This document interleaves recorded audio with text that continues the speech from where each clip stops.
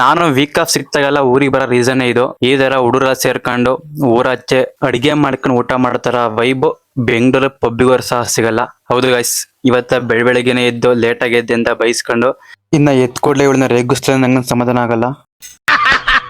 ನನಗಿದ್ರ ಒಂಥರ ಸಂತೋಷ. ಆ ಕಡೆ ಪೂಜೆ ಮಾಡುದು ಆ ಕಡೆಯಿಂದ ಈ ಕಡೆಯಿಂದ ಅಲ್ಲ ಕಪ್ರಿ. ಇನ್ನ ರೊಟ್ಟಿ ತಿಂದು ಬಹಳ ದಿನ ಆಗಿತ್ತು ಅಂತ ರೊಟ್ಟಿ ಮಾಡಿಸ್ಕೊಂಡ್ ತಿಂದೆ.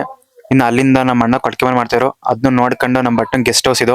ಇನ್ನ ಮನೆಗ್ ಬಂದು ನಮ್ಮ ಇಂಚು ನಮ್ಮ ಅಮ್ಮ ಚೊಕ್ಕ ಬರಾಡ್ತಾ ಇರೋ. ಈ ನನ್ನ ಮಕ್ಕಳಿಗೆ ತಿಂದ್ಬಿಟ್ಟು ಮನೇಲಿ ಬೇರೆ ಏನ್ ಕೆಲಸ ಇರಲ್ಲ. ಹಂಗೆ ಸೀದಾ ಬೈಕ್ ತಗೊಂಡು ಒಂದ್ ರೌಂಡ್ ಆಬಿಡ ಕಡೆ ಹೊರಟೆ.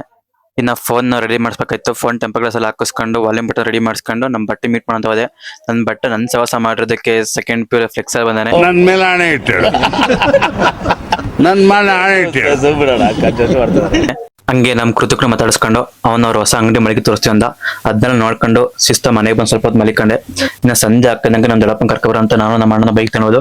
ನಾನ್ ವಿಡಿಯೋ ಮಾಡ್ಸಕ್ ನಮ್ ದೊಡ್ಡಪ್ಪ ಬೈತಾ ಇತ್ತು.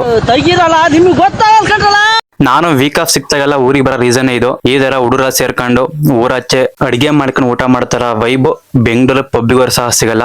ಇವತ್ತಿಗಿಷ್ಟೇ, ನಾಳೆ ಸಿಗೋಣ. Thank you. ಅಷ್ಟೇ.